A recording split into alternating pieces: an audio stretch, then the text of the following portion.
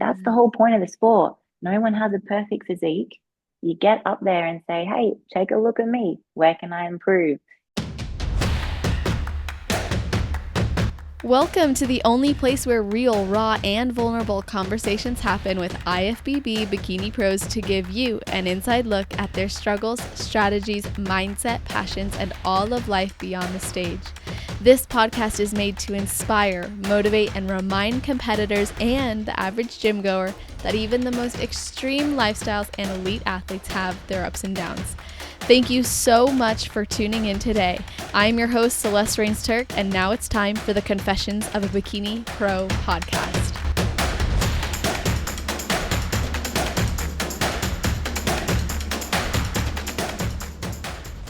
Today's guest is an international posing coach and former primary school teacher who turned a passion for bodybuilding into a full-time career.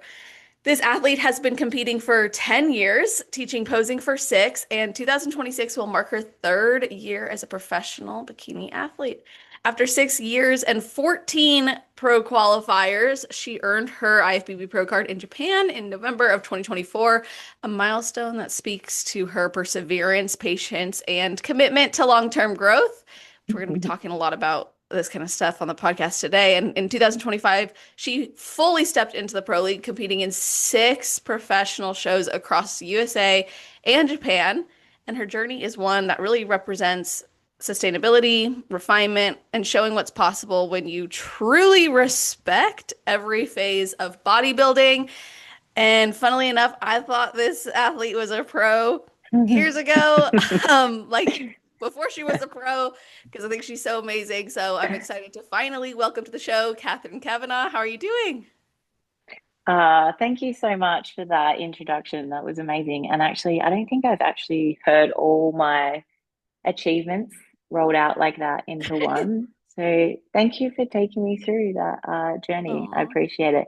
But I'm doing really well. And thank you so much for having me on your podcast. What an honor it is. As I was saying just before, I have been listening to your podcast since I was a junior in this sport all those years ago. So it is really cool to finally connect with you and yeah, be here today to be able to talk to you about my Aw. experience and everything I've done over the years. Yeah, I'm so happy that you're here. And as you know, I've got to start by asking if there's anything you do or think about right before your heel hits the stage. I think the biggest thing that runs through my head is that, you deserve to be here. This is your time. You've put in the work. Smile, have fun.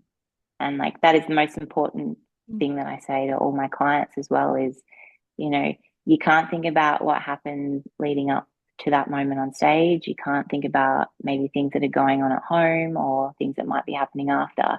It's all about being present in the moment, letting go of overthinking or, too many thoughts running through your head and just trying to be as present as possible and know that, all your hard work has come together and it's your time to shine, you know, just believe in yourself and know that you deserve to be up there. So have fun, posture, Mhm. smile, have fun.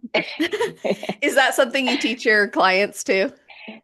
Every time, and being a therapist yourself, you know how important that mindset is when it Hmm. comes to being a bodybuilder and also being out to perform at your best on stage. So, those things are really important to make sure not only do they know how to pose, know how to hit a pose and do a turn, but you kind of got to do that mental work too, so you can just relax and have fun and enjoy being up there after all those months and months of hard work.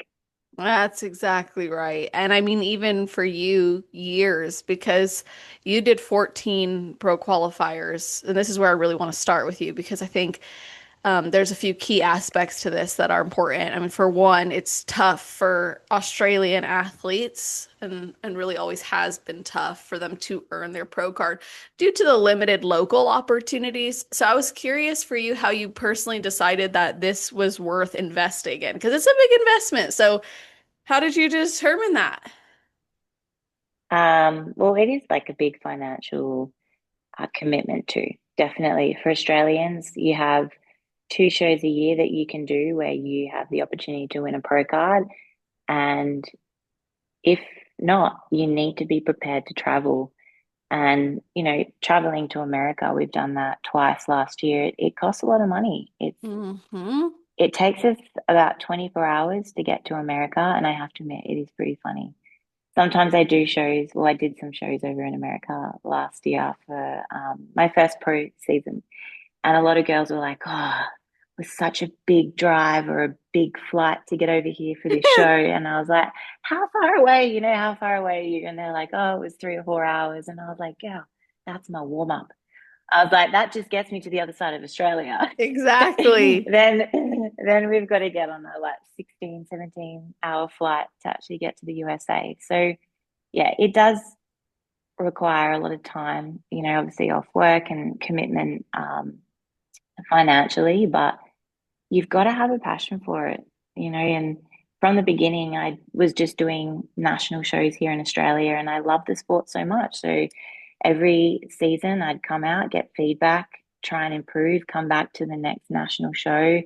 And you can just see yourself slowly getting better, slowly and improving. And it does become an addiction, when Hmm. you have the dedication and commitment and you can actually see yourself progressing. You're like, hey, I think we could actually do this. We're getting closer. I think I started off getting third places.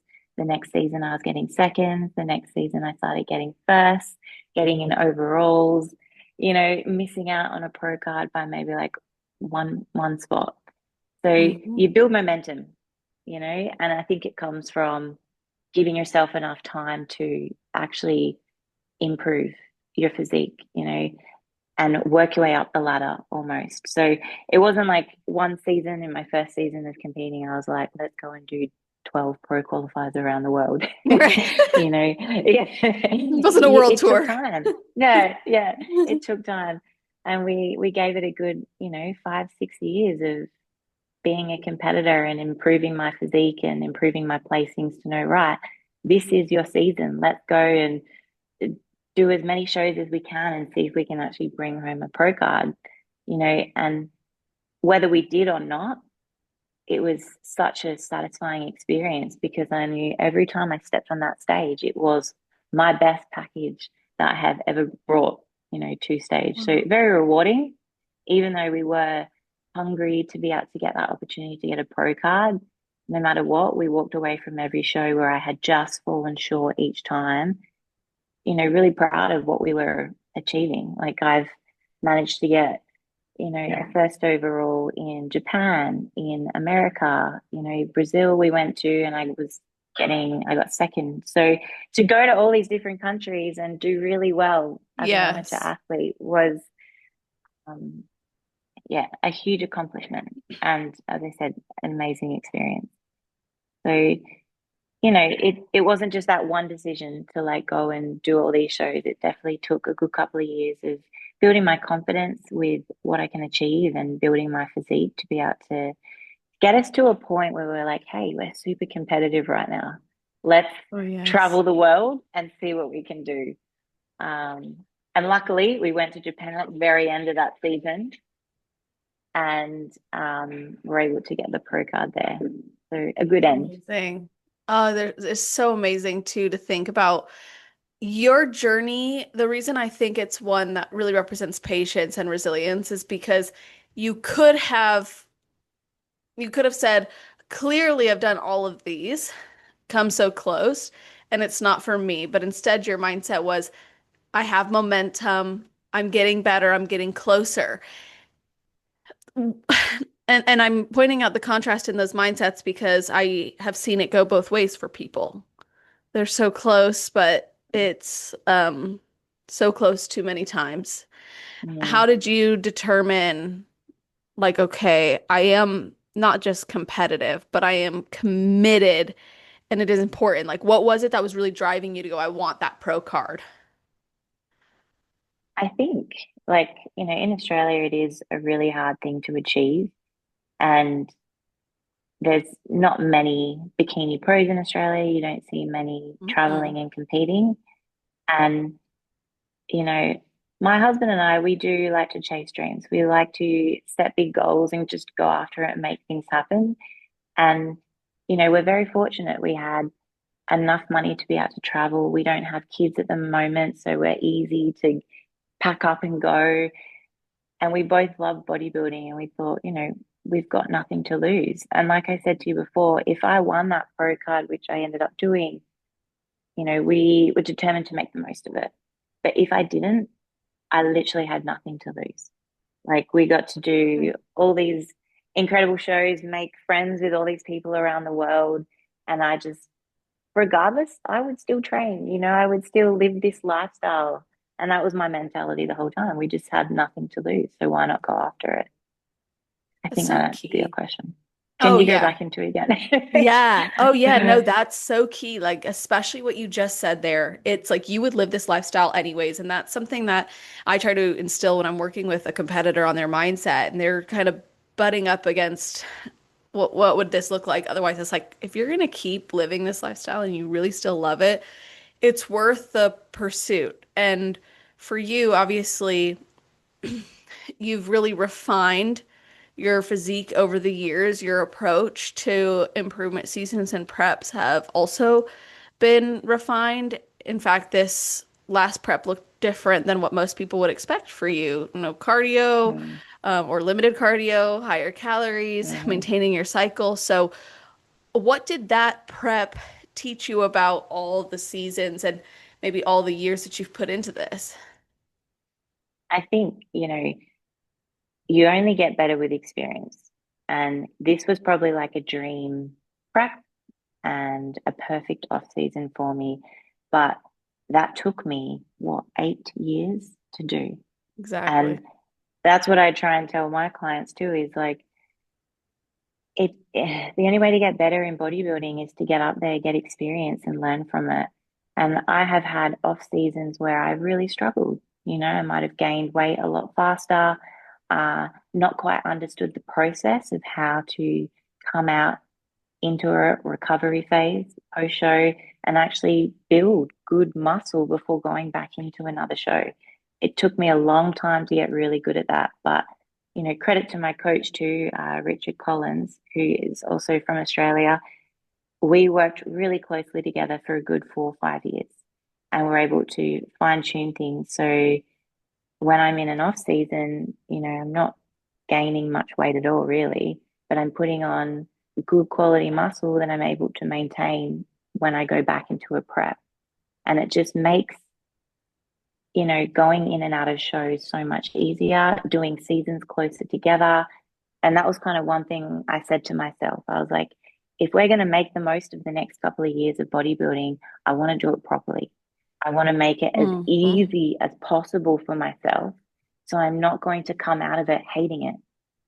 And I think that's a really big thing that girls need to understand too is like, if you want to get the most out of this sport, it's not just in your prep, it is in your off season when you are looking after your body. You don't need to stay ridiculously lean, but you do need to be careful with, you know, what you're eating and how consistent you're being and just setting yourself up well if you do want to go back into prep. So you don't, just flog yourself and have to do ridiculous amount of cardio and lower those calories and then come out of it just hating the whole experience. So for me, it was I want to make sure that I can do back to back shows and do a prep where it's manageable because no prep is ever easy. Okay. It's always still hard. There's still days where you're struggling, but as manageable as possible so I can come out again, know that my body's been looked after, and then have another good off season, however long that will be for me, and get back into it. But yeah, it took a good couple of years, you know, Oh yeah. learning your excuses and learning, Literally. learning, and people use the word balance and everything. There is no balance when it comes to bodybuilding, Mm-mm. but there still is life. And I think Yes. that's what people need to understand is that you can still be consistent, train hard, eat your macros, but still enjoy time with family, go out with friends, have a drink if you want to, go out for dinner. Like you can have it all, but at the right amount.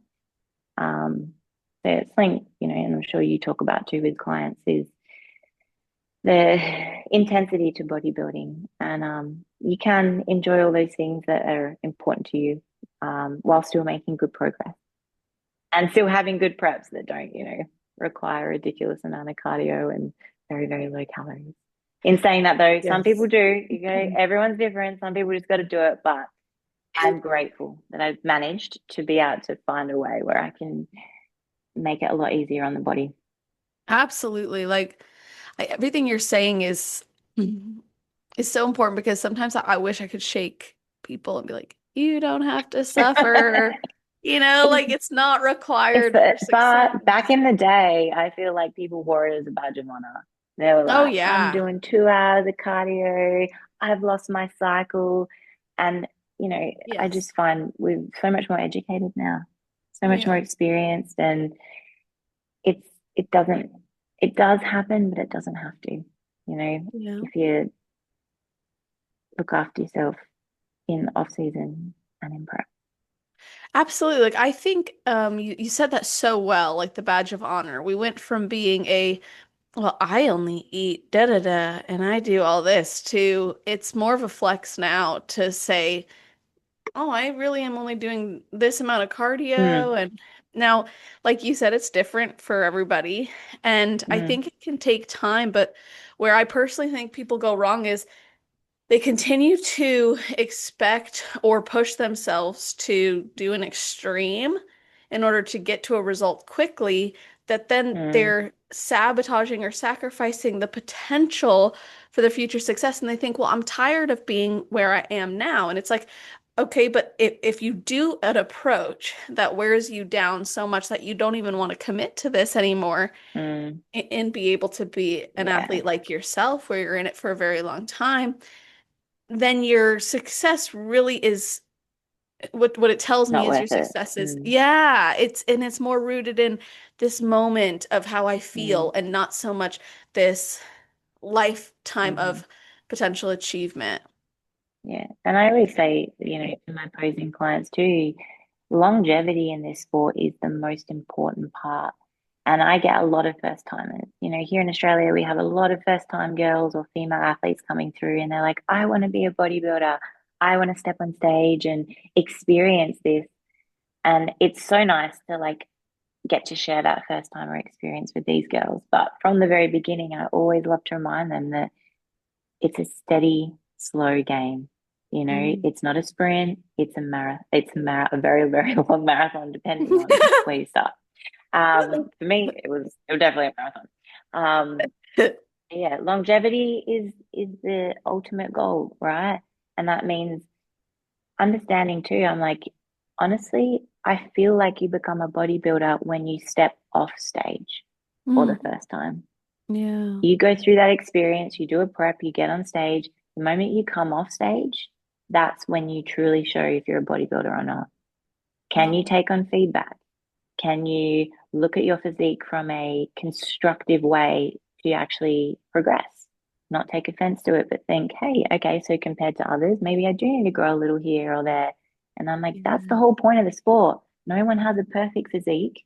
You get up there and say, hey, take a look at me. Where can I improve? One more quads, one more glutes, shoulders, whatever it is, and you get to work. And that space in between of when you come off stage for the first time, give yourself a good off season, and then you get back on stage. That's when you show that you're a true bodybuilder, Mm. that you can have that longevity and that commitment to actually building a physique, improving it, make it fit the criteria better. And yeah, bring something improved in all aspects, posing, your physique, whatever it is, your mindset, even. There's just so many ways that you can improve and, yeah, just stand and last a little longer than just one season. I I try and re instill that in the beginning, and I'm sure you do too. oh, It's like, gosh, yeah, it's don't so burn key. out, don't burn yourself out, and do it just once. We want these girls to love it and be passionate about it and understand the journey that it is. And like, I won't lie, I also get some clients who come in and they're like, I want to win a pro card, or like, I want to win the show. And I'm like, it took me 10 years to do that. I was like, Hmm. are you still gonna be committed? Exactly. And they're just like, oh. Exactly. But Like, do you want I the pro want that. card I would now like, yeah. or in general? Like, what is You the just the know it takes reality? time, right? It takes Hmm. time, and the sport is just becoming more and more competitive too. And the physiques on stage are looking incredible. And, you know, I want that for them. I want them to win, and I want them to have a great experience, but I also want them to understand that it's so much more than winning and placings on show day. And when they have a really good, deep understanding of that, you see them, they enjoy the process so much more. And that's half the battle. That's why I'm still here. Okay. Because I tell you Yes. now, I did not win for a long time, but I did love it. And I did love getting better. And I loved, obviously getting that little bit closer to winning. And you're allowed to want to win. You're allowed to be hungry for that. It Yes. keeps us going. But you gotta have so many other reasons to why you're doing it, to keep you motivated and to keep your experience positive, I guess, and keep you going. Oh yeah. Oh, I love everything that you're saying because I really believe too, like part of why I was able to walk away from competing feeling positive is because it was my choice. And I had a decade of joy and Experience. lessons Yeah. and yeah, and like now, everything you're saying is like the stuff I wish I would have heard when I started and a lot of what I learned by the end of the time, Along the like by way. the time I was done, I was like, man, how much further could I have gone had I Mm, known what I know now? So I think when you can have mentors or you listen to stuff like this, like really soaking it in and going, if that person was able to do this for 10 years, 15 years, continuing to do this, what is different? What is it that they're doing? And how are they seeing it? And you're clearly seeing it as I really like how you said you lost a lot before you won, but it was because you had the passion and the love for it. And something that I find especially difficult for competitors sometimes is accepting that they may not win, even though they wanted to very, mm-hmm, very badly, very intensely. They wanted to win. They mm. worked very hard to win. Bodybuilding, it's like, sure, you want to say you're the hardest worker in the room, but when you step on stage, nobody's asking you. No, no one knows your body fat percentage. No one knows your scale weight. No one knows what you ate or how much on plan you were. Exactly. It's a tough game. It's a tough game. And look, it's taken its toll on me sometimes too, but that's why I always keep coming back to my purpose and my why. And I'm like, honestly, if someone said that there were no more bodybuilding shows, I would still train. I would still Yes. eat the way I eat. I would find something else to do with posing and presentation to keep that going. Or, like it just, Totally. the competition side, yes, it does keep you that little more hungry and maybe push you to challenge you a bit more. But I think as a true bodybuilder and to have longevity in what we do, you have to love Yeah. the daily grind, the little bits of progress you get every day, just a couple more reps on your leg press or, a bit more weight on your hip Right. thrust, or a check-in picture where you're like, oh, I think my booty looks a little bigger or, things like that. Yes. That's what keeps you going. It's But, true.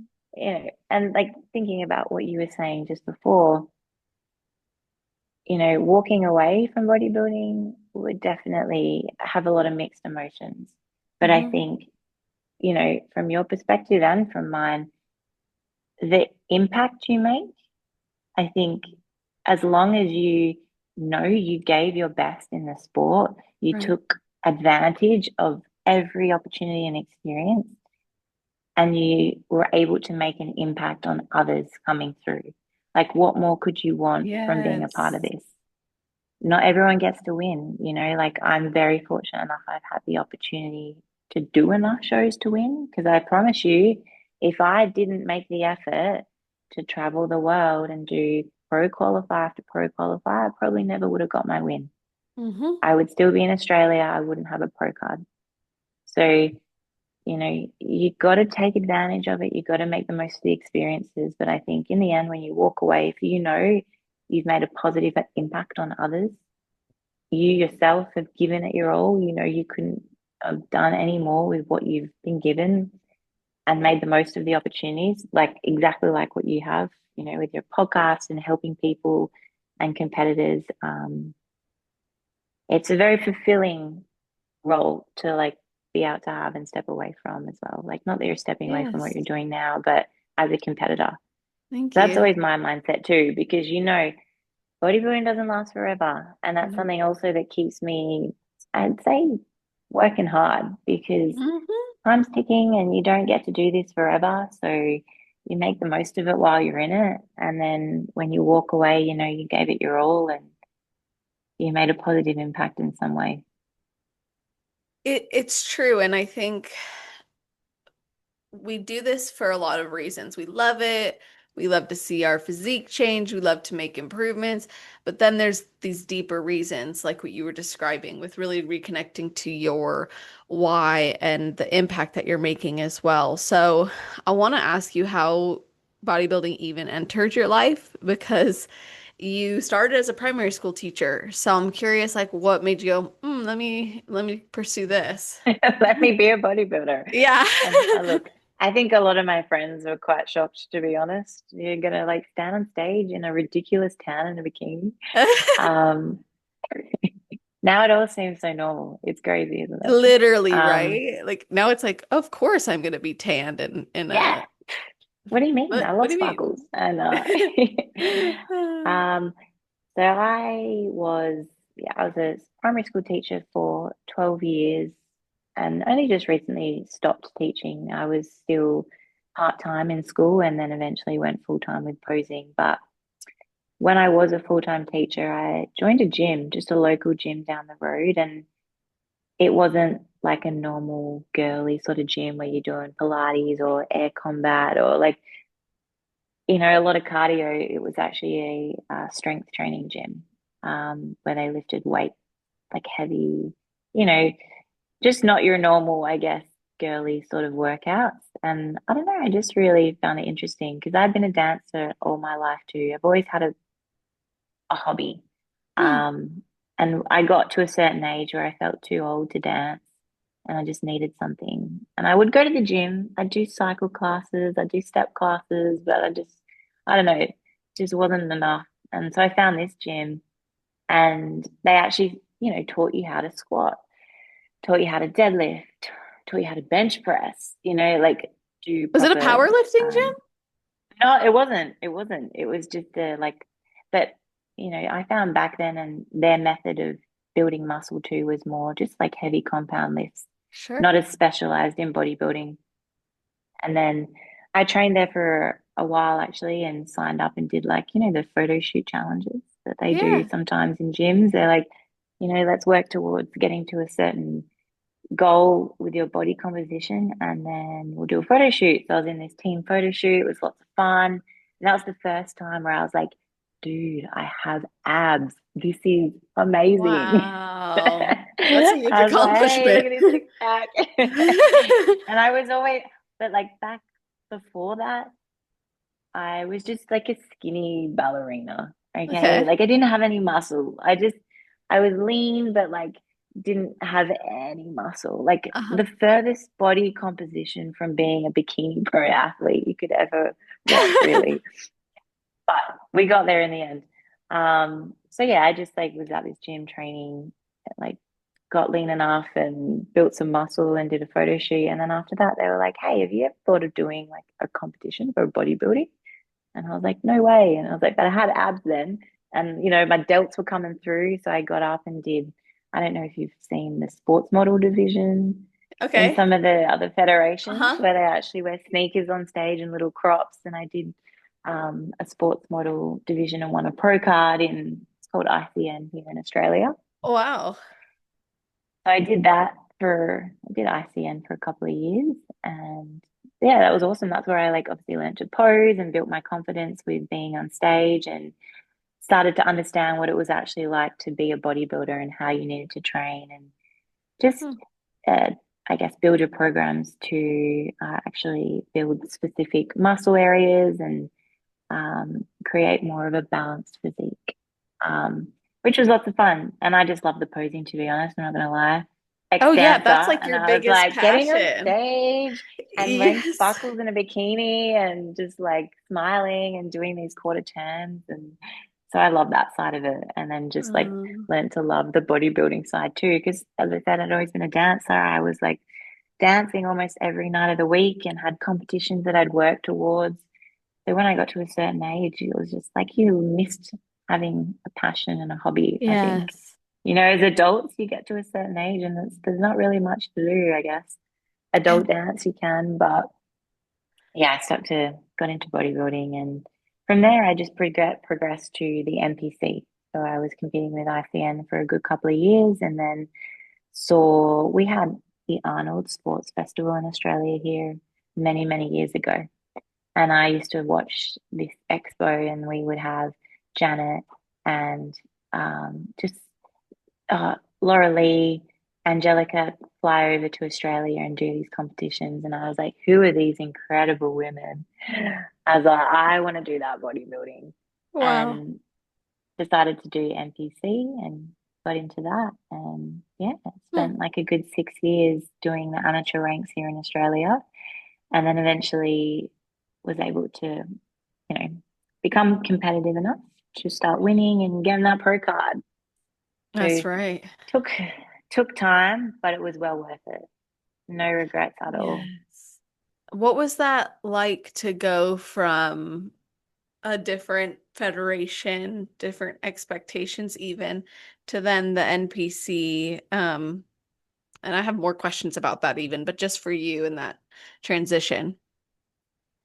I think when I first started, ICN was just a very well-known local show here in Perth. Um, NPC wasn't actually even in Perth when I started bodybuilding.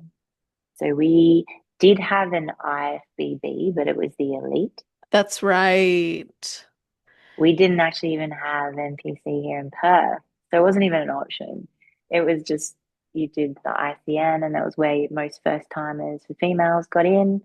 You did like fitness model, sports model, um, and then finally they decided to bring over a show um, to Perth, and I think every other state in Australia. So that's when Hmm. Pro League Australia and NPC really took a huge turn and kind of took Yeah. over and was like, right, we're going to put a state show in every part of Australia and then bring us all together and have a big national show and give out pro cards. And obviously, because they had the Arnolds, but during COVID, I know that really shut that down, unfortunately. And Hmm. it was a shame because that was pretty much our only opportunity to have a pro show and to have international pros come over and compete. Yeah.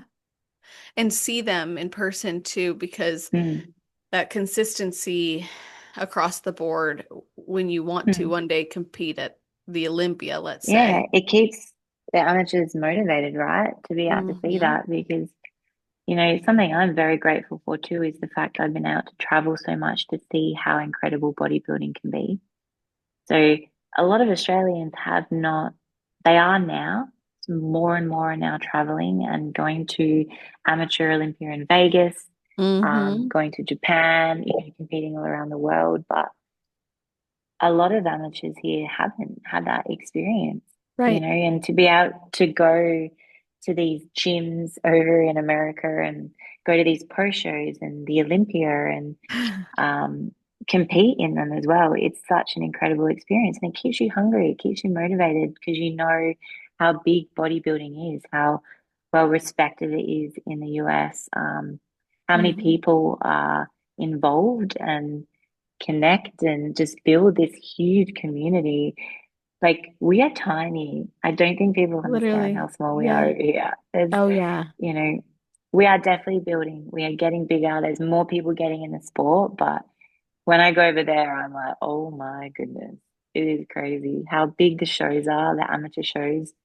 You know, doing Brazil and Mm. Japan as well. Even over in Europe, I did a couple of shows. I did the Spanish Amateur Olympia, and it's just insane, the amount of people that are involved in the sport. Yeah. Here it's, yeah, a lot smaller, a lot smaller. Oh, But it I keeps wish those dreams alive, I would say, and that's probably why I absolutely. kept so hungry and kept going for that pro card because I'm like, there's so much out there if you're willing to stay committed and invested in the sport, where you can take it, the countries you get to go to, the people you get to connect Mhm. with, like us right now. It's awesome. That's right. And think like I think a lot of Americans have taken it for granted. We take a lot of things for granted here, but I think we've especially taken that for granted. Like how amazing the community of You bodybuilding guys is have got a here. show every weekend. Every Exactly. weekend. I mean, it's great for me when I Exactly. come over. Yeah. So you're like, cool, When we I just knocked them fly all all that out. way. Yeah, like boom, boom, boom, back to back, get a taste for all the shows, and then I go all the way back to Australia. But it's honestly, it's incredible. And that Hmm. for me too, like the end of the last year, so I was in America for the whole of September and November. We flew over to do 3 shows in September, and then we did 2 shows in November and one in Japan. And for me, as a new pro, to be out to go and experience that was phenomenal. To stand Absolutely. on stage with some women who I have watched as pros for so many years was very exciting and Yeah. just an awesome experience to be like idols that you've watched for so many years and then standing next to them. It's a huge accomplishment. Um, Yeah. and just to meet them and connect with so many people, the judges, the sponsors who run the shows as well, like getting to Yep. experience the pro side of things and how well everything is run. Mm. Um, the shows are in the host hotels where all the hair and makeup is done. Everything is so efficient. You can go downstairs to the show, go back up to your hotel room. Like some of the shows I did too, you kind of rock up at 11 o'clock, get on stage, have a break, do finals, and you're done. It's Oh, those are the best fantastic. shows. Those are the best. They're few and far between. They got better after COVID. I feel Yeah. like more shows started doing that, but man, if I could change something about bodybuilding show days anyway, I would say Mm, knock it all out. Prejudging, little intermission, yeah. and finals. I do feel bad for the amateurs though, like, because not every show, but a lot of the shows, they had the amateurs come on for prejudging. And Yeah. then the pros come in, do their thing, prejudging finals. And then the poor amateurs come back at like 5 o'clock at night and, do the rest of the show. And someone was telling me the other day that they were there till like 12 o'clock at night Yeah. doing results. And I was like, that is crazy. But, Oh yeah. the shows are so big, we That's wouldn't right. get that over here. That's exactly right. But there's It's different. so many people to get through. But yeah, what an awesome experience it was, especially for a new pro, to be able Oh, I to go all bet. that way and meet so many pros. And, you Americans are super friendly. So thank you for having me. It's Aw, when that's you come awesome. over as an international, and they would always say it too when I'm about to walk on stage. It's like Kathryn Cavanagh all the way from Oh Australia. yeah. Well, because that's a huge deal. Like, honestly, whenever I would go to shows and I would see that there's international athletes on the International, list, I'd be yeah. so excited about what they were bringing or because I was like, wow, they're in this, you could be at this random show. Okay, random show is not the right way of putting it, but you could be in a small Midwest Yeah. show to Yeah. us, small Midwest show. But like, wow, this person came all the way from Yeah. Australia to be here. What? Another, yeah. And normally the like Midwest shows as well, that's an extra flight for us too. So that's like Right. another 6 hours Exactly. on top. That's right, because But you'll so fly cool. somewhere international to then Hmm. hop over there. And that's what I love too about visiting America is like every city is different. You get a different experience, whether it's like, by the coast or, it's more inland or the food, the people, the way you talk. Like every city is different in the way it's structured. There's just so much to see and do. Isn't that right? So yeah, like after every time we get on stage, we'd go and find like, the best local food. Like when we went and did the Midwest, Kansas City, I think it was. Yeah. We went and got a Kansas barbecue afterwards. Amazing. Like that was probably the best meal I had the entire time I was in America. That Kansas Wow. barbecue, burnt ends, was fantastic. Still to this day, we talk about I love to hear that. That's amazing. it. What about on the West Coast? Um, so Like what did we do? We went, Vegas, California. I'm just trying to think of the shows we did. So we did the first time I came, we went to Florida for 2 weeks and Uh-huh. then we went to Seattle. So we went like just under Canada, Vancouver, and did a show, the Sasquatch Pro, Sasquatch. Uh-huh. which like I am obsessed with the Sasquatch.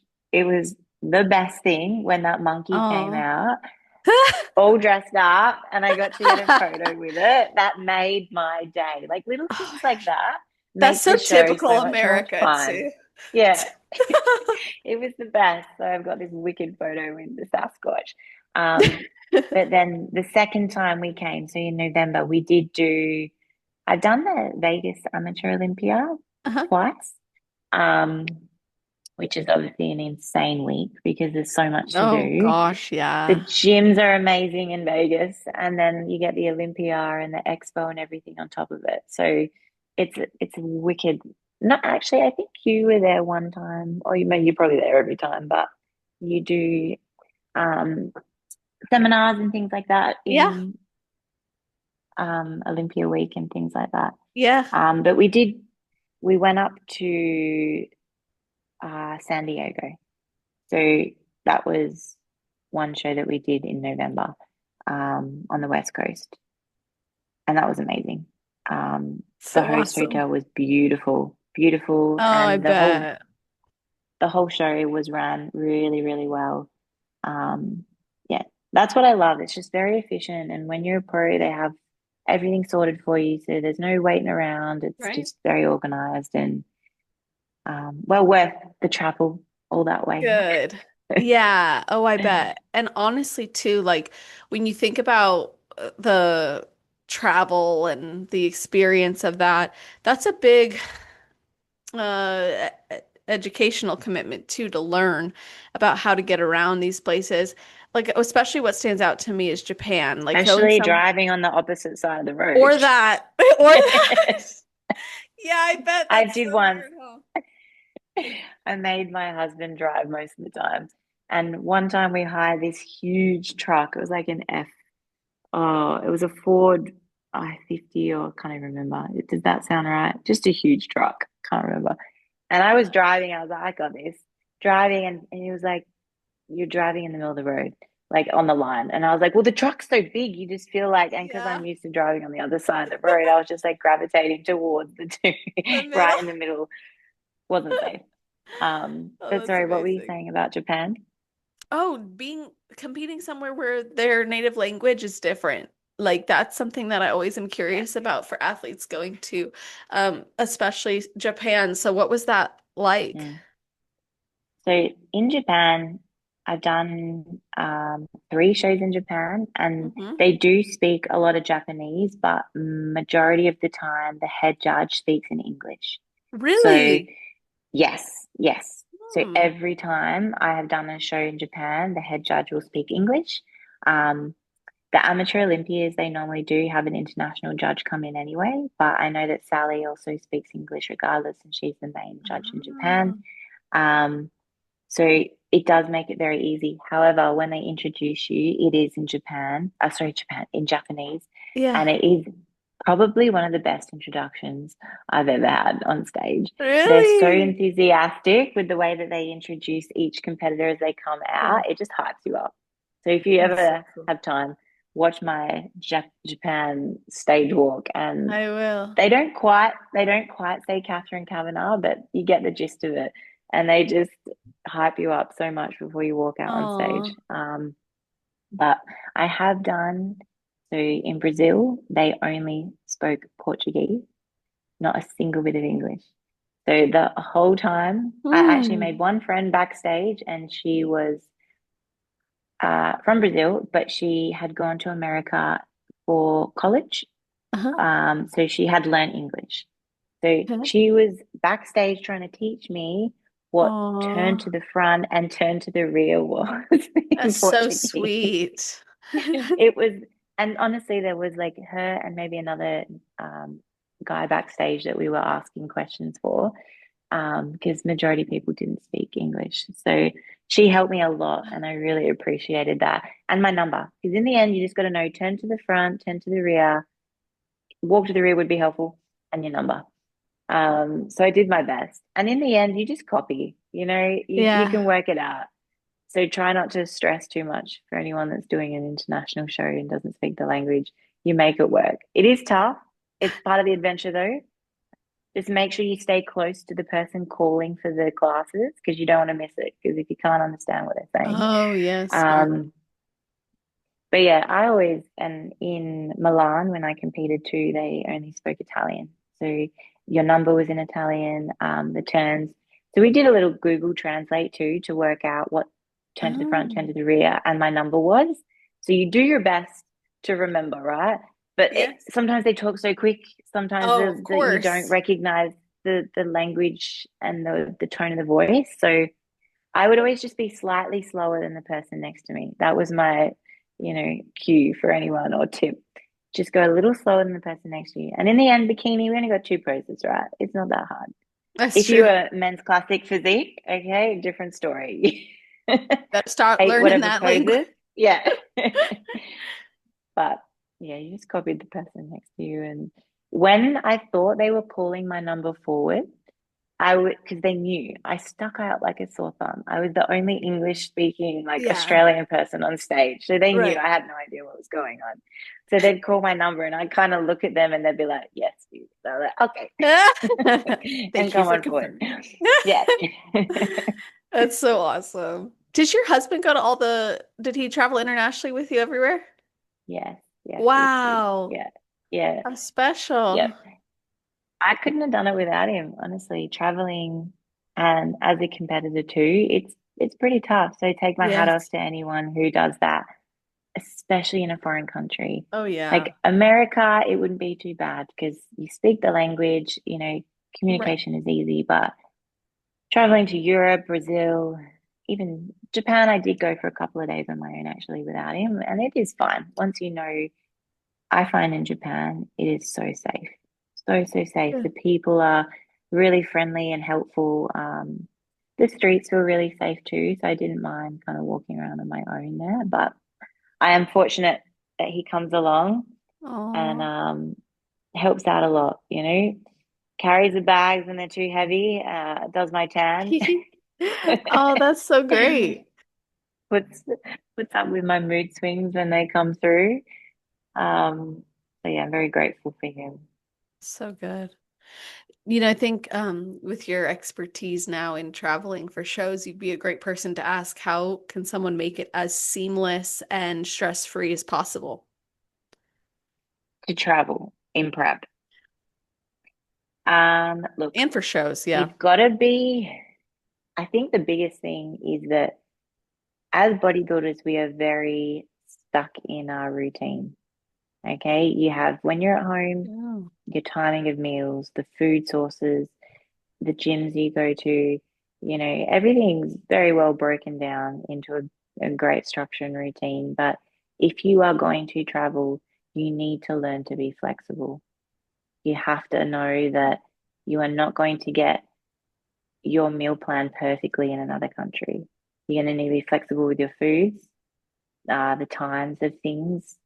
You're not going to be able to get to the perfect gym. And you kind of need to just relax a little bit, which is hard, I know, but go with the flow a bit more and just make it work as best as you possibly can. It's never going to be perfect like it is back home. So that's one thing I've learned is to just take it on the chin. Some things aren't going to be exactly the plan, or you might not get the perfect gym where you get the equipment you need to do your workout. yeah. Um, but come prepared too. Like when we travel, I now have travel scales for my food, travel scales for my actual body.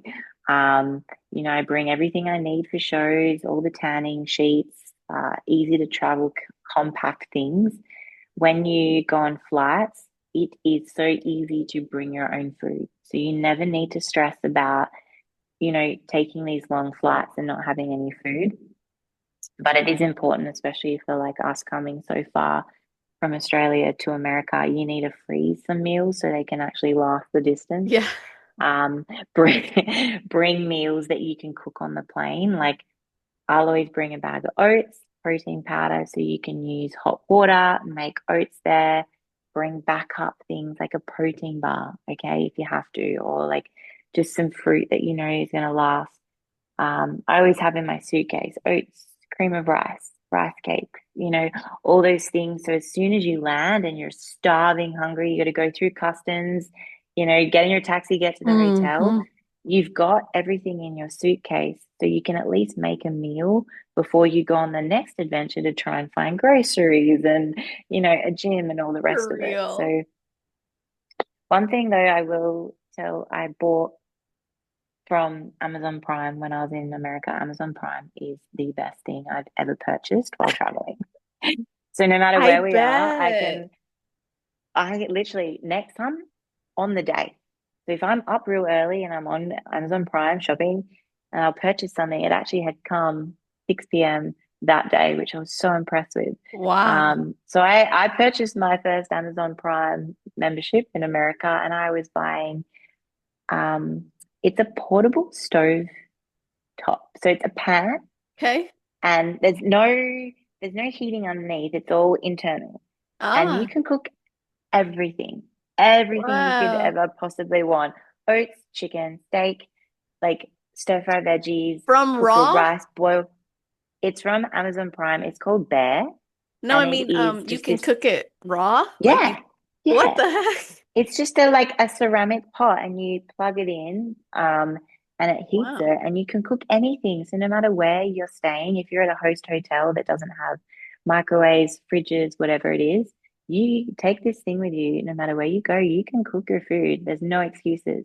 No need to stress. Um, so it is such a helpful thing, especially because I have to do so much travel. Yeah. Um, and we stayed at a lot of host hotels which didn't have even a microwave. So Oh yeah. you can get, and that's a very stressful thing for some people, not being able to have a kitchen and cook their own food. So when I rock up, at least I know no matter what, I can cook chicken, cook oats, whatever I got to do. I just turn the bathroom into a kitchen. That's it. Oh my gosh, right? It's like the sink or the tub becomes like the ice Yeah. box when there's no fridge. You're just like, okay, Yeah. we'll keep it here. Yep. You just got to make it work, right? Because it never Hmm. is perfect, but you just got to do your best. That's right. And from all that traveling we've done, we've definitely learned that nothing ever goes perfectly to plan. You just go with the flow. It's all part of the adventure, I say. All part of the adventure. It really is. I think also like the more I did compete and the more traveling I did to compete, the more flexible and less uptight and fixated I became because I was able to go, it's gonna work out. I Yeah. can get chicken Hmm. somewhere, or I can get Yeah. this, or if it's cold, I know that I can use the weird coffee maker for hot water and Mm. that'll cook the oats, or if I want even to cook the oats, like it was Yeah. you We stress a lot do less. some pretty crazy things as bodybuilders, I won't lie. I know. It's the But you know Ziploc what? We're bags with the chicken efficient. inside that's Yes. frozen and No, literally though. crazy to most. But we get the job done, and that's all that matters. Oh yeah, like Just I'd makes you spend, appreciate all yeah, those nice meals after show isn't when you've that been right? eating out of. Yeah, you order something with chicken after the show, and your husband's like, "You've been eating chicken all prep." Like, Yeah, this is special this is chicken. not something I had to cook myself. Yeah, it didn't travel all across the seas to get to Yeah. my physique. Uh, oh dear. But yeah, no, it's all worth it. It is. It is, huh? And you just gotta one day at a time. And you always find something in the end to make it work. People have been doing it for years before, so I'm like, we That's can right. find a way too. That's right. I want to shift gears a little bit and talk about what I know you're most passionate about, which is posing. So, because you work with clients in all over the world, do you notice a different in expectations or maybe inconsistencies in expectations when it comes to posing and what is judged? In different countries, Mm-hmm. I would say, we're definitely getting better when it comes to having more consistent standards with posing. I think it's evolved over the years. Okay. And because I've been in the sport myself for so long too, I've been a part of that evolution. And, you know, if I could show you my very first time on stage, you would laugh.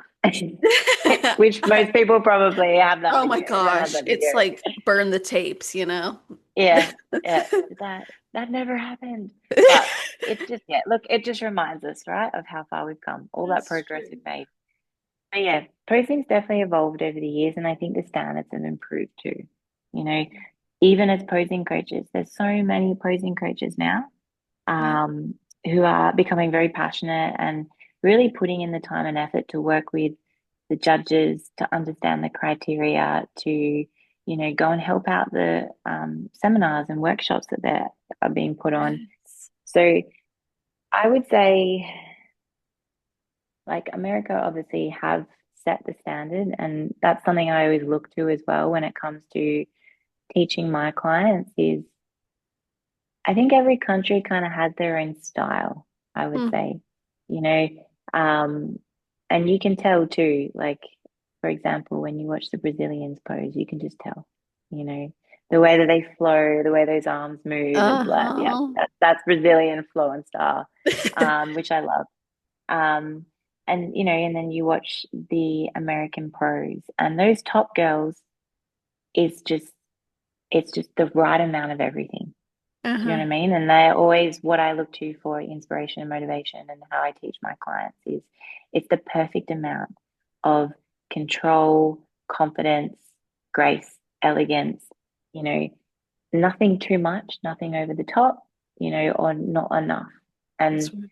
I think that's important, that what we always focus on when it comes to teaching amateurs, and keeping that Great. the standard, because it could go anywhere, right? Some Right. people always love to push the boundaries, of what it should look like, how much sash you should have on stage, how long you should pose for, um, you know, not doing enough or just doing too much. So yeah, I definitely think there are different standards within each country, but I'd like to think too, here in Australia, like, we are taking posing very seriously. And I've seen that evolve over the years too. We're Oh always yeah. trying to keep up with the standard. And I know here in Australia, we are having like posing seminars.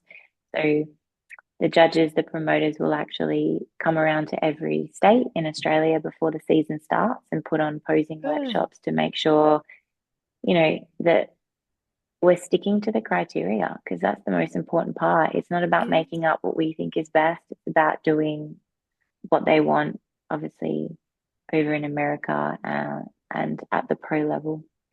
So that's what I always look to for my inspiration, is making sure that we are following what the pros are doing.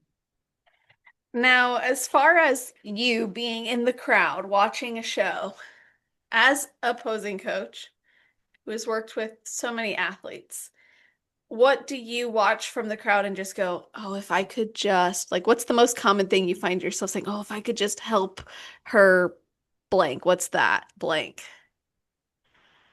Things like that.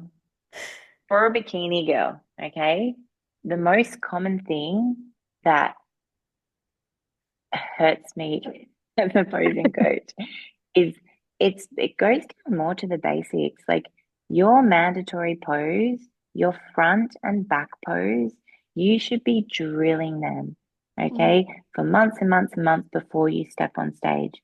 And that is the most important thing out of everything in your posing. Yes, your walk is important. Yes, your transitions are important, your smile, all the rest of it. But you need to know how to hit a front pose and a back pose correctly, because in the end, that's what the judges are looking at. yeah. Okay, nothing is more important. So when I see a girl come on stage, and let's say they get into a front pose and they are leaning so far back, okay, because they don't understand what it's like to actually angle down towards the judges. Mm, They might be angling up, maybe more towards the stage lights, or falling backwards, dropping their back hip, and you can't see their shape in their upper body. Okay. And it Uh-huh. is the most easiest fix ever. Just lifting them up through the hips, lightly bringing their torso forward, twisting their shoulders round to the front. Like for Yeah. me, being able to create that perfect taper and that, you know, nice X-frame shape from the top, such an easy thing to master. So it breaks my heart when I see girls come Mm. forward and they're just kind of falling off to the side or falling backwards and dropping and melting into their pose rather than standing nice and tall, opening Mm. up and showing their best shape. That's definitely probably my number one thing. I The love first hearing thing you show the that. judges is that front pose, and you want to be able to hit it strong and make sure you hit it correctly. Understanding how to get into it, and also like working the angles, making Yeah. sure you're angling down to the judges correctly. And then obviously when they turn to the back, when girls just bend way too far over, which, Well, like you easy said fix too. before, it's angles, right? Like it's Mm, what's going to be viewed from the judges' table. It's not so much what maybe they're used to seeing in the mirror or from yes, or their their camera. tall. Yeah, Hmm. exactly. So learning that can be challenging, but really it's such an easy fix. And once you get it as an athlete, like I actually I learned this most from watching men's physique pros and the men, because in order to make their back look wider, all of them are, They lean back. yes. Hmm. So that helped me personally go, okay, wait, it's not about this angle. Yeah, It's about it's this about one. down to the judges. Yeah. Yes. Yeah. And there are little things like so important too to go through with like, and I understand everyone has their first experience on stage, and sometimes it can be overwhelming. The Hmm. lights, the music, the judges, the audience cheering, and sometimes you can drill a client over and over again with Yeah. their cues, how to execute everything perfectly, and they get on stage and it all goes out the window. And Hmm. hey, but at least they're up there and having fun. That's the most important thing.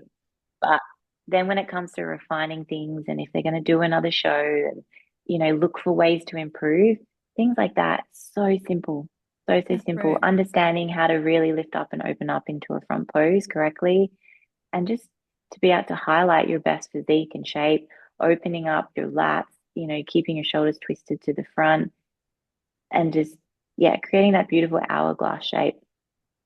Very easy fix, that one.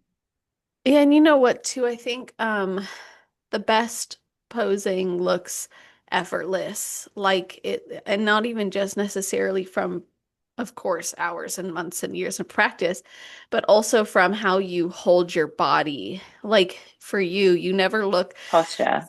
yeah, you don't look stiff or like you're trying to force a pose. It's just like you're in it and you look amazing. It looks like you're not trying, Yeah. but you're obviously, there's a lot Oh, you're yeah. running through. There's a lot of trying. Yeah. That's- You're like, why am I sore at the end of the show?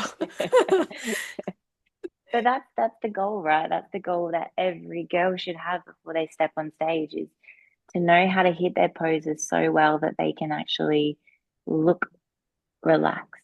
It might not be comfortable, but make it look Hmm. effortless. That's That it. should always, always be the goal.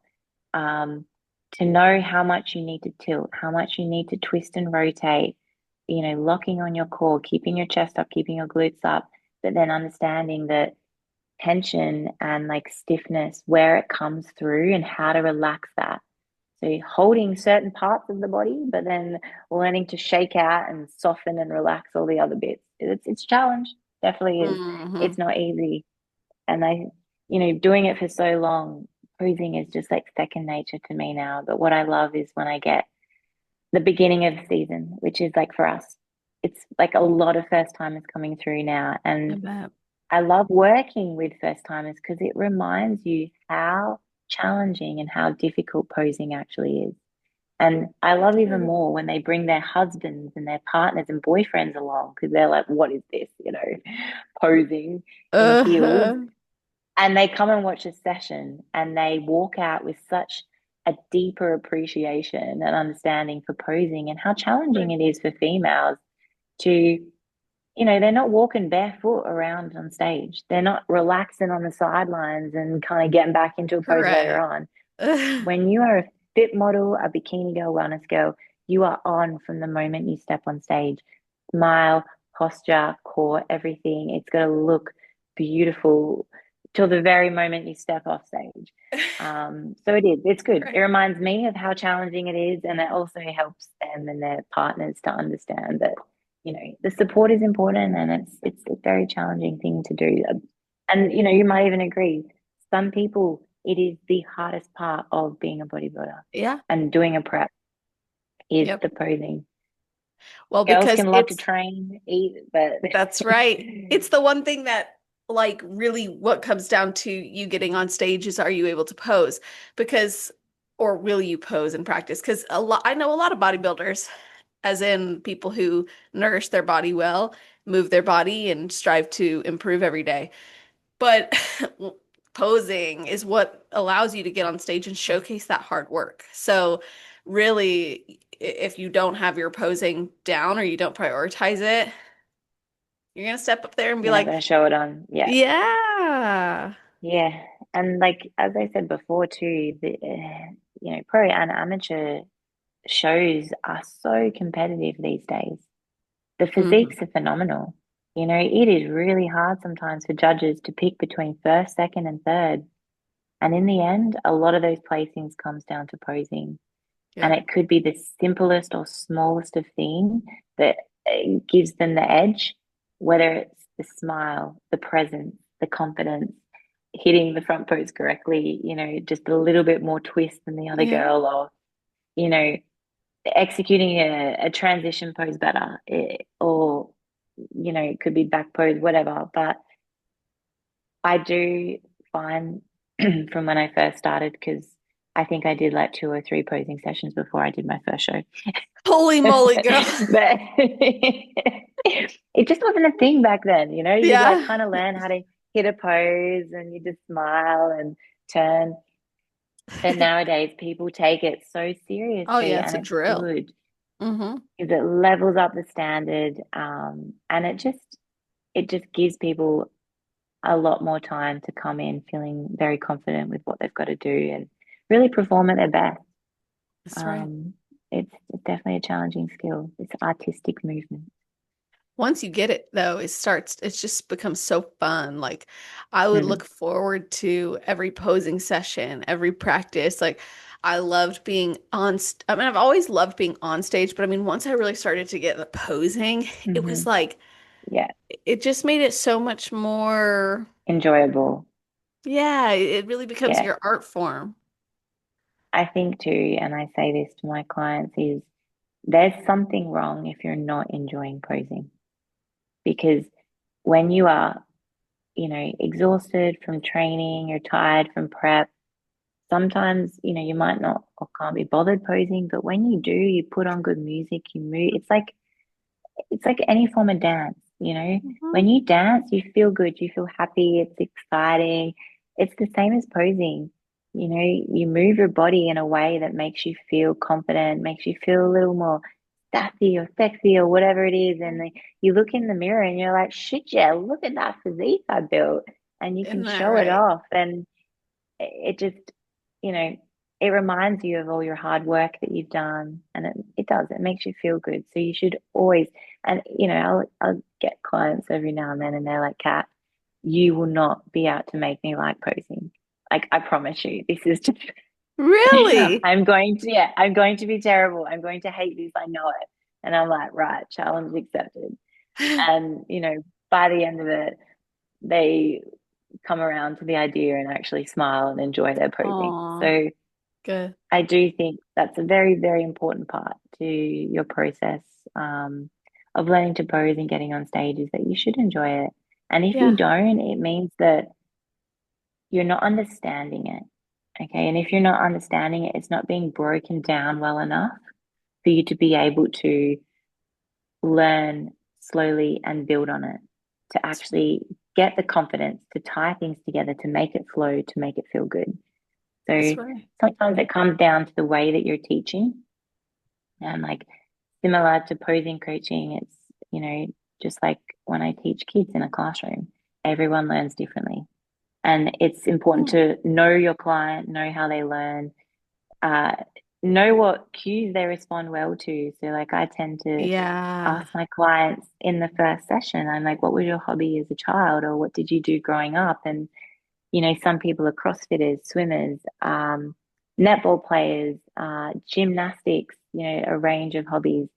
And so when I'm teaching them to pose, I always try and cue things in that link to their hobbies. And they're like, Mm. oh, okay, I understand what that means. When it comes to like learning how to open up or engage your lats or externally rotate your shoulders or, you know, twisting and tilting Yeah. and pushing back into the glutes. So you got to know the person, right? And that's when you can start Right. to tailor the session to how they would better learn and understand things. Because anyone, I promise you, anyone can learn how to pose. It's just teaching it in a way that they stay motivated and can see progression. Every Hmm. session you should have that little bit of homework, right? That you can take away, Yes. practice, feel like you get better with. So then when you come and see me again, I just give you that little bit more homework too to It really is keep amazing building. how impactful the right cue can be. 100%. You got to know why you're doing it and, what it is you're trying to achieve. And I think as soon as a client knows how to self-correct and knows what to look for, they're going to Mm. practice more too. Because you can kind of True. load them up with all this information and say, do this, do that, put that there.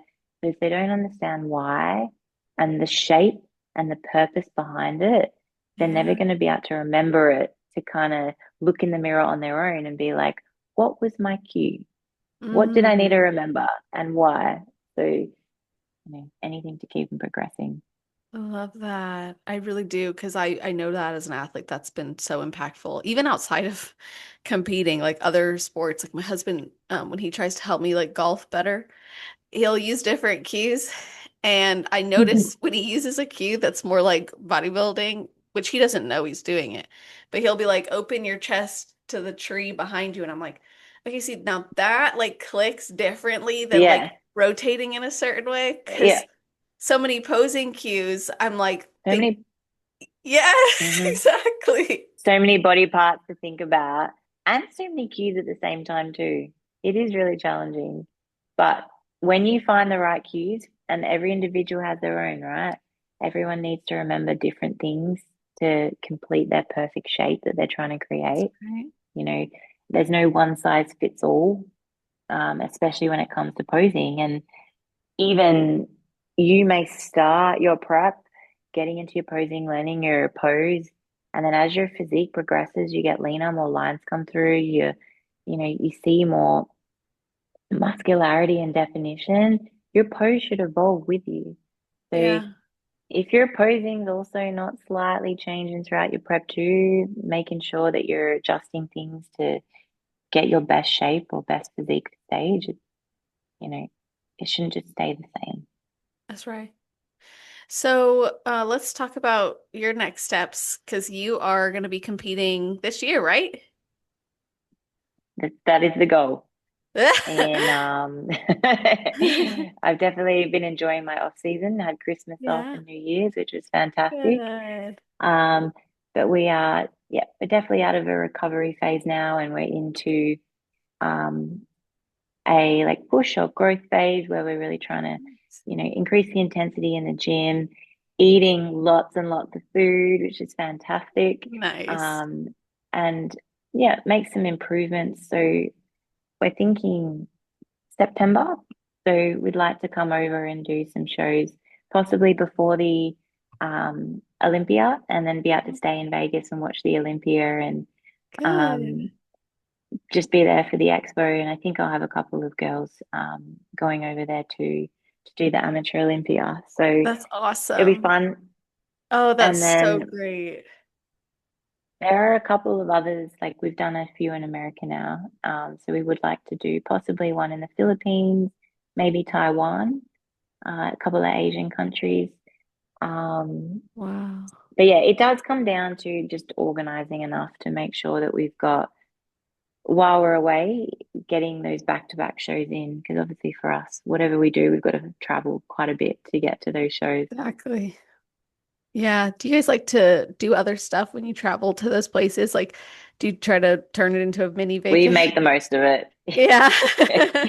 I mean, I won't lie, the competitions in bodybuilding do take up a lot, but Yeah. yeah, Jared and I definitely make the most of every city we stop in and do as much sightseeing and you know, tourism as possible.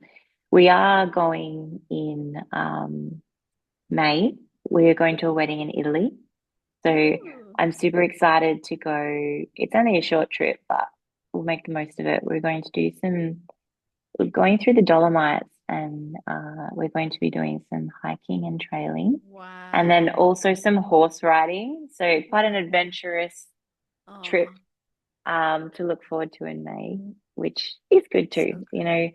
because we like to do a lot of bodybuilding trips, but also it's good to do some where I can just eat all the pasta and pizza and That's uh right. Yeah, and not it's like okay, well, yeah, we didn't go to the gym, but we hiked for 10 miles, like but I rode a horse. Surely that burns a literally. lot of calories. Hmm. So true. I love that too. Like that's a very important um thing to note as well is like making sure you're living other aspects of life and things that you Mhm. enjoy. Yeah, no, you need to. And I find it makes me a better athlete when I really do disconnect from bodybuilding. Hmm. It makes me That's work right. harder because I'm like, right, this is my time to enjoy. We're going traveling, enjoy time with friends and family. And then when I'm finished, I kind of easily switch on and lock in when I need to do, my preps for bodybuilding. Oh But yeah. I could not do or be as switched on if I didn't have those holidays and, those months of downtime and things like that. That's right. Super important. We're only It human, is. right?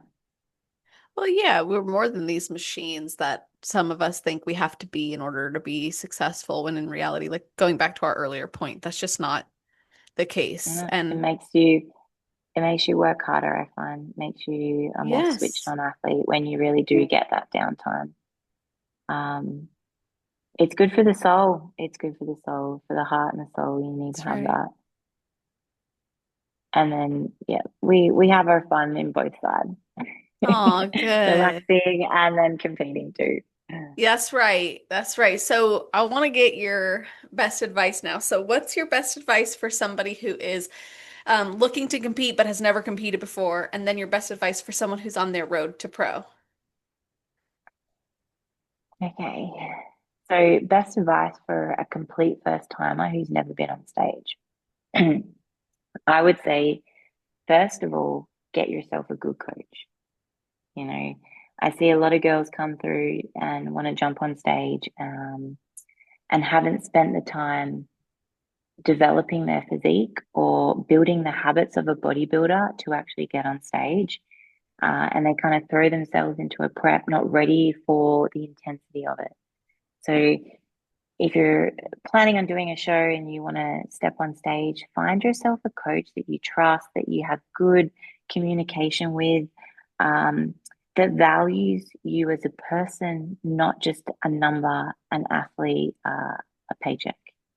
You know, someone who's going to put your health first so you can learn how to live the life of a bodybuilder, develop those habits, and then go on stage to have a fantastic experience. So you don't hate it afterwards as well, right? Because that's what we want. Right. That's exactly right. So spend time, you know, training in the gym, building muscle, uh, building the habits that you need to be a bodybuilder, and working with someone you really trust who can get the most out of you and push you and challenge you, but Wow. make sure they put your health first. Like that is the most important thing. Mm. Um, and I think too, like I work with a lot of girls who always say to me, "Oh, I'd love to be able to do that." And I'm like, you can. Anyone can. Don't ever Mm. think that you're not good enough for this sport, that you're not capable, that you're not strong enough, disciplined enough, because those things, you know, build along the way. Yeah. You don't start off as a pro. You become a pro when you're behaving like a pro. And you behave like a pro from those years and years of hard work you put into build the lifestyle and build the mentality to be able to be at your best and be at the top of your game and become a pro or earn a pro card. So anyone is good enough to do this sport. You just need to make the commitment and be prepared to make changes and be consistent, and get yourself a good coach. So yeah, two things for first timers. And as an amateur aspiring to get a pro card, never give up. Love it. Don't give up. That's right. You're a testament to that. Yeah. Do, go all in, give your best, and know at the end of the day, if you are bringing to stage an improved package every time, and deep down in your heart, there is nothing more you could do to be where you're at, like you can't lose. Do you know what I mean? You might not be getting that pro card. And as you said before, sometimes it does not happen. It's a hard thing to do. It's a hard thing to achieve. But if you're going for it, don't give up. Don't get disheartened. Get the feedback, but make sure you continue to get better. Because in the end, that's the whole point that we're here. Okay. That's the whole reason why we're competitors and bodybuilders, is to keep improving, to see how much we can push ourselves and see how far we can go, not on stage, but with ourselves and our physique. So don't give up, and just make sure that every time you're getting on that stage, you're getting better, focusing on the process more so than the outcome. Yeah. And that will tend to get you where you need to be. I love that. That is so important and really encompasses everything we've talked about today. So I appreciate you sharing that. I'd love for people to connect with you, follow your journey, and even work with you. So how can they do that? Yeah, I'd love to. Like, if you have any questions about competing and traveling internationally, I'm definitely here to help. Um, and yeah, anyone who would like help with posing, I do online posing for fit model, bikini, and wellness NPC. Love it. And you can contact me through Instagram is probably the best, and that's Kathryn Cavanagh _. Um, and yeah, just send me a message and we can have a chat and get started and have a session. So yeah, I would love to be able to work with some more clients from the USA. I've had a few already, and I Oh, love being able to help girls who do shows, obviously, that I don't get to be a part of as much being in Australia. It just teaches me so much more about the NPC within the USA. And yes. but yeah, I've been very fortunate to have clients in Canada and the USA as well. So anyone who's looking for a posing coach, yeah, definitely hit me up. That's wonderful. We'll put that in the show notes page. So you guys, that's always on celestial.fit/podcast. If you're listening right away, it'll be at the top of the episode page. If you're listening in the future, just scroll down to the category section, which is alphabetized.